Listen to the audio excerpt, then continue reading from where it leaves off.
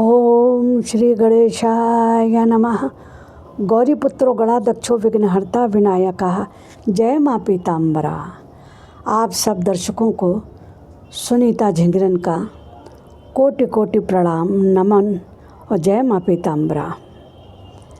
आप सब दर्शकों का सुनीता झिंगरन ऑफिशियल चैनल में पुनः स्वागत है।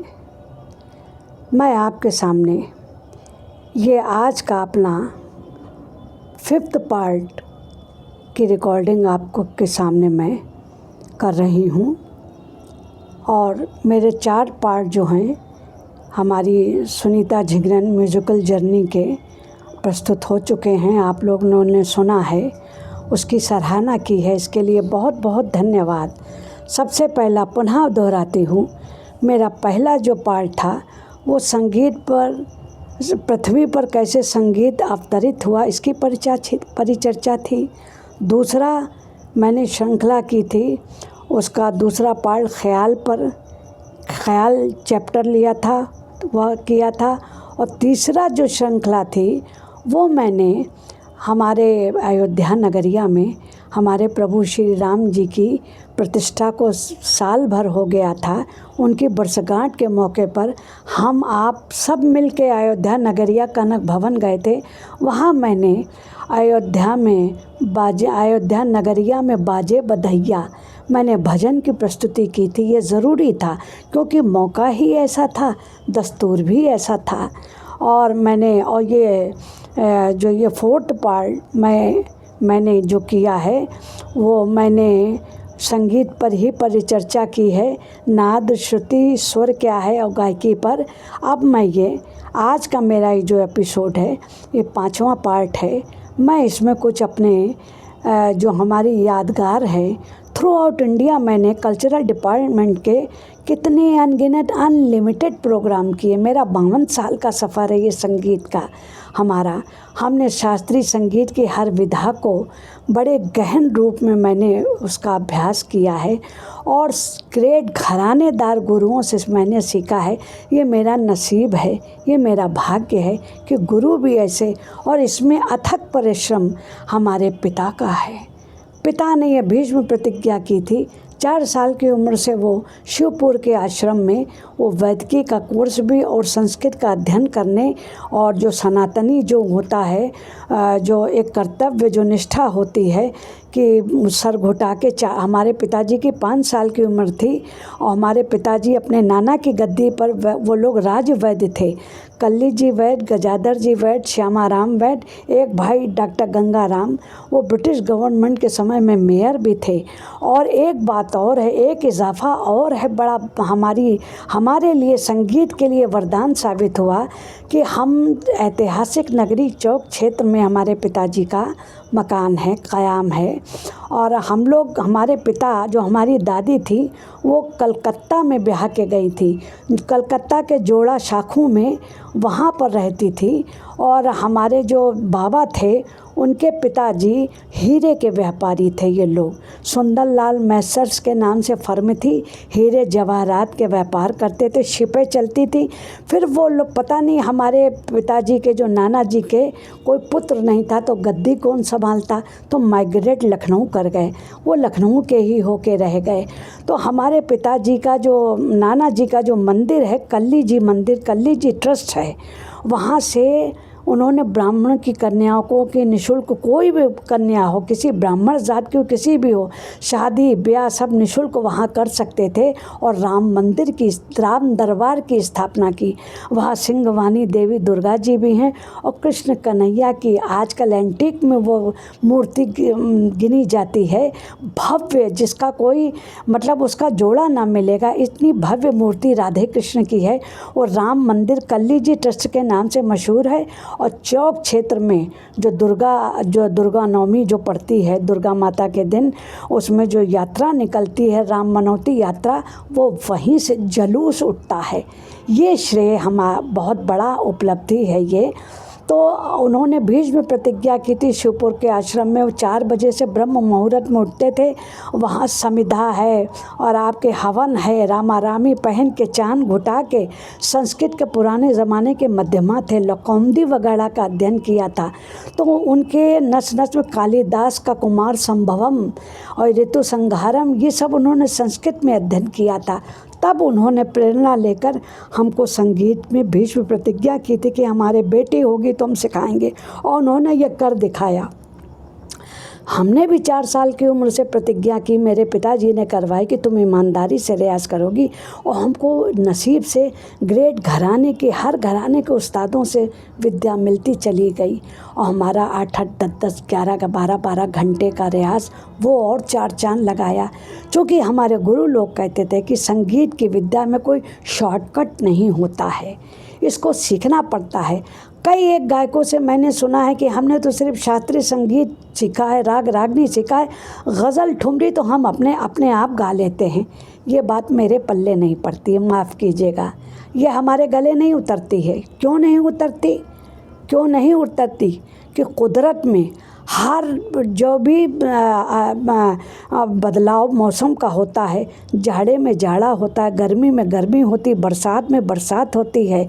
और एक कोई भी डॉक्टर, हार्ट का जो डॉक्टर होता है वो हार्ट की सर्जरी में एक्सपर्ट होता है, जो लंग्स का होता है वो लंग्स की, जो आपके ये फेफड़े का जो होता है, जो किडनी के होते हैं और नेफ्रोलॉजिस्ट होते हैं वो अलग ऑपरेशन करते हैं। सब खुशबू फूल की एक ही फूल में थोड़ी समाहित होती है, अलग अलग फूल होते हैं। इसलिए संगीत के अलग अलग पार्ट है, ध्रुपद है, ख्याल है, ठुमरी है, दादरा है, गज़ल है, हमद है, नात शरीफ है, सोहर है, बनरा है, भजन है, गीत है। इतना भारी संगीत का एक वट वृक्ष है।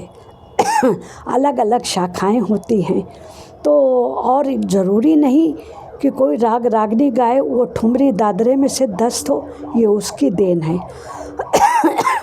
जैसे ये भी ज़रूरी नहीं कि कोई उर्दू में डीलिट कर ले, पीएचडी कर ले, उर्दू सीख के वो शायर हो जाए। जी नहीं, इसका दिल से संबंध रहता, उसकी अनुकंपा होनी चाहिए। शायर और कलाकार वो बनाता है। हमारी आखिरी गुरु माँ मलका गज़ल, मलका ठुमरी बेगम अख्तर साहिबा रही हैं। बेगम अख्तर साहिबा रही हैं, जो जिनकी उपलब्धियों का क्या गिना जाए, वो तो सागर समंदर, क्या कहना उनका ठुमरी गायन की विशेषता देखते ही बनती।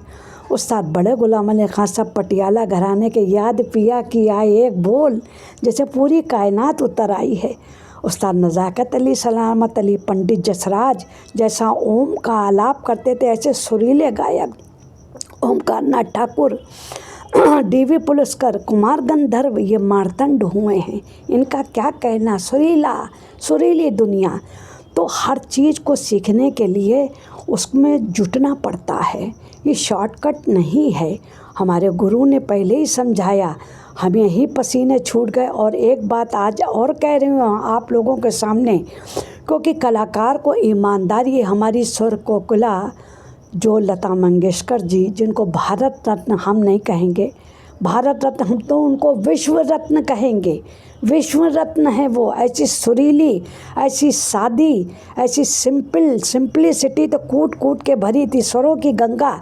उन्होंने एक दफ़े कहा था कि मैं, जो ग़ुलाम हैदर थे जिन्होंने पाकीज़ा फिल्म के कंपोजिशन किया था, इन्हीं लोगों ने ले लीना दुपट्टा मेरा जो थे, तो उन्होंने एक बात लता मंगेशकर जी क्या सच बोलती थी। उन्होंने कहा कि शायद और गायक और गायिकाओं ने इस पर ध्यान ना दिया हो।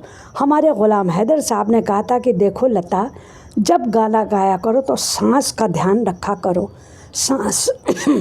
सांस कहाँ छोड़नी चाहिए, लफ्ज़ों को कहाँ उठाना चाहिए।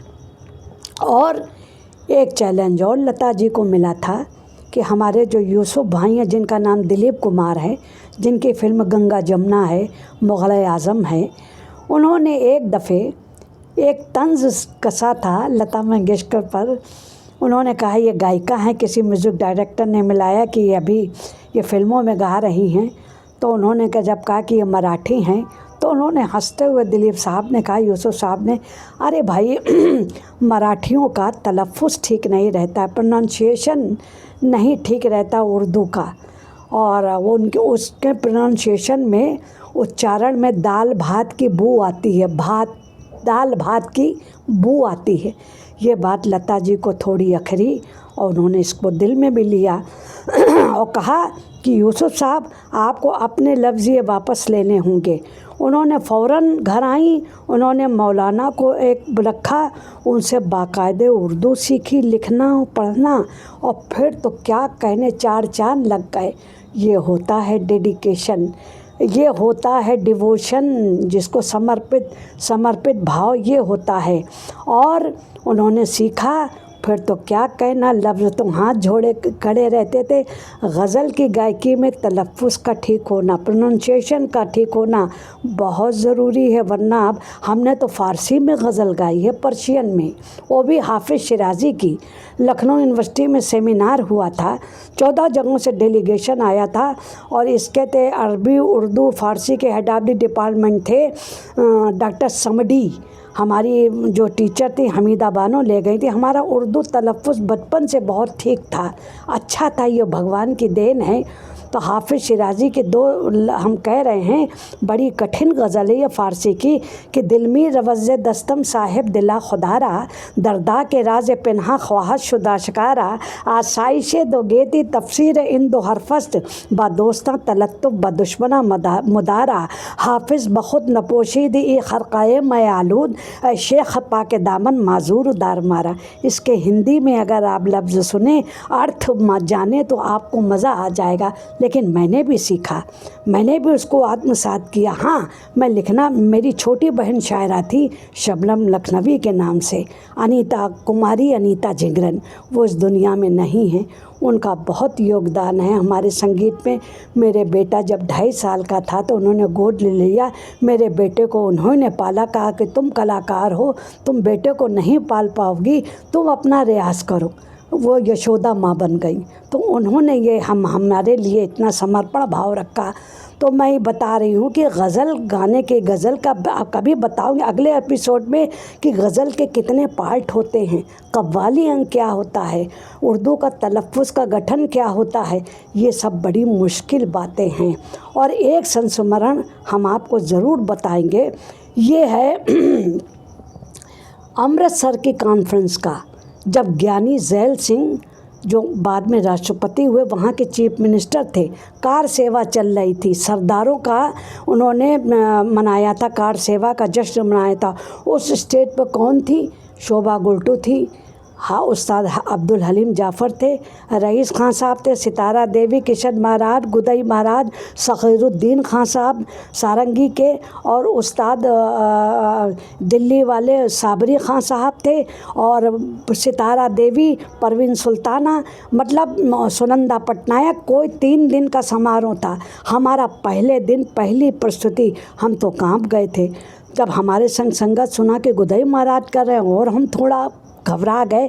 तो शाम को गुदई महाराज बहुत प्यार करते थे, कहने लगे, का हो सुनीतिया, काहे घबराती हो तुम, हम हैं ना, तुम गाओ, डट के गाओ। तो हमने मिश्र कौशिक धोनी की ठुमरी 1.5 घंटा गाई थी। और हमसे कहा गया था, वहाँ के ऑर्गेनाइजरों ने, सब सरदार थे, कि हम लोग पटियाला घराने की गायकी को अप्रिशिएट करते हैं, जो उस्ताद बरकत अली खान साहब, उस्ताद बड़े गुलाम अली खान साहब की है। आप इतना समझ लीजिए आपको वो। फिर तो मैंने वही गाया, और 1.5 घंटा कब गुज़र गया, बल्कि 2 घंटे हो गए, कोई उठने नहीं दे रहा था। वो ऐसा संस्मरण है। फिर हमारे गोदई महाराज ने हमारे पिताजी से कहा कि का हो बैद जी, आप अपनी बिटिया को कौन सी भस्म खिलाते हो, ये तो बिल्कुल बबर शेरनी की तरीके से आज गर्जी है। और उस्ताद फ़खरुद्दीन खान साहब ने भी इतनी दुआएं दी, आशीर्वाद दिया मुझे। मैंने एक बोल मैं आपको उसका ज़रूर सुनाऊंगी। को रेयर लोगों ने ही इंडिया के इस रागनी में ठुमरी गाई है, गाते हैं, और भी सबको जितने घरानेदार हैं सब गाते हैं, लेकिन जो ख़ास गायकी है उसका मज़ा कुछ और होता है। सुनिएगा, बद एक बोल सुन लीजिए। और ठेका कहाँ गढ़ा हुआ है, ये गुदई महाराज जी का दम था जो ठेका ऐसा दिया कि ऐसा लगता था जो मैंने ज़िंदगी भर इनके साथ रियाज किया है। वो गुदई महाराज बन के नहीं बजा रहे थे, कह रहे कि मैं तू हमारी बिटेवा है, तो बिटिया है, तुम गाओ सुनीता। अब सुनिए।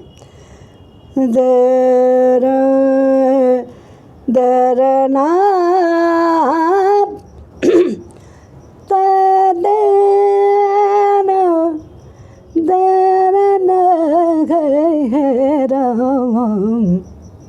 संदेश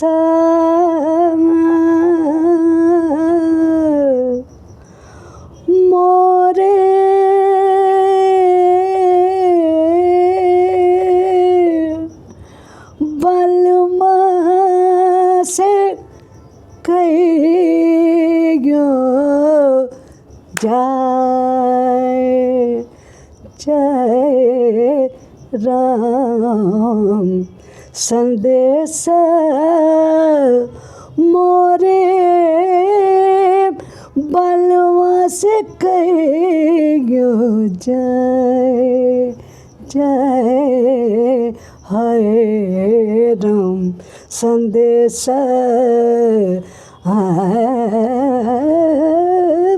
संदेश मोरे बलवा से गए जय रे जय जय राम। संदेश मोरे है बलवा से गए जय जय है राम राम। संदेश मोरे बलवा से गए कया जय है राम राम। अब इसको 1.5-2 घंटा कम से कम जब मैंने ख़त्म किया इस ठुमरी को, तो गुदई महाराज ने घड़ी देखी, कहा कि सुनीता, ओ सुनीतिया, तो 2 घंटा गाई है, तो 2 घंटे कब गुजर गया। ये तो अपनी अपनी जुरिडिक्शन और कैपेसिटी पे होता है, ये इल्मियत बोलती है। ऐसे ही ख्याल गायकी को कम से कम एक राग रागनी 2 घंटे 1.5 घंटे गाना कलावंत कलाकार से दस्त कलाकार के लिए ये बड़ी मतलब अच्छी बात है। खुशबू की तरीके से है, ये खुशबू बोलती है।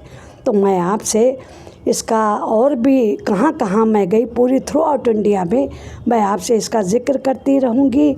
अब उसके बाद ठुमरी क्या है, दादरा क्या है, हाँ एक सादरा भी होता है जो 10 मात्रा में जप ताल में, सादरा भी बड़ा गाना, बड़ा सिद्धस्त काम है। और भी है, गज़ल है, गज़ल का चैप्टर तो बहुत बड़ा है, ये तो बेगम अख्तर साहिबा इसकी मलिका है, क्या कहना, बरजस्ता जिसको कहना चाहिए, जो आर्टिस्ट हैं, जो गज़ल का क्या भाव होता है। ठुमरी अंग की गज़ल गाना सबसे कठिन है, तो मैं आपको बताऊंगी। और संगीत में ईमानदार रहना भी, ये भी बहुत ज़्यादा ज़रूरी काम है। और चलते चलते मैं आपसे फिर गुजारिश करूंगी, इल्तिजा करूंगी कि आप हमारे इस चैनल को ज़रूर सब्सक्राइब कीजिए और शेयर कीजिए, लाइक कीजिए। और जो कुछ भी मुझे आता है, मैंने गुरुओं से सीखा है, आप तक मैं ज़रूर शेयर करूंगी। और आखिर में चलते समय एक बेशकीमती इंटरनेशनल शायर का एक संदेश है। उर्दू अदब की शायरी को जानना एक सिद्धस्त गायक के लिए, अगर गज़ल भी गाता है तो समझ लीजिए बहुत ज़रूरी है। बिना तलफ़्फ़ुज़ के दुरुस्त हुए गज़ल नहीं गा सकते। अरे गज़ल को कहते हैं ज़माने, अरे ज़माना और ज़माने में बहुत फ़र्क है। ज़माना, हम ज़माने वाले हैं और ज़माने वाले भी हैं, गाना भी हम जमाई के उठते हैं। और एक शेर आखिर में, बस फिर मैं विदा लूँगी आपसे। कहा है कि न हारा है इश्क, न दुनिया थकी है, न हारा है इश्क, ना दुनिया थकी है, दिया जल रहा है, हवा चल रही है। और ज़बान की शायरी देखिए, दिया जल रहा है, हवा चल रही है, खटक खटक गुदगुदी का मज़ा दे रही है। अब ये 2 लफ्ज़ की ब्यूटी देख रहे हैं आप, ज़रा सी ब्यूटी देखिए। इसको कहते हैं लखनवी ज़बान की शायरी, खटक गुदगुदी का मज़ा दे रही है। जिसे कहते हैं इश्क, ये शायद वही है, जिसे कहते हैं इश्क, ये शायद वही है। तो बस बहुत बहुत शुक्रिया आप लोगों का, और हमारी हौसला अफजाई करते रहें। धन्यवाद।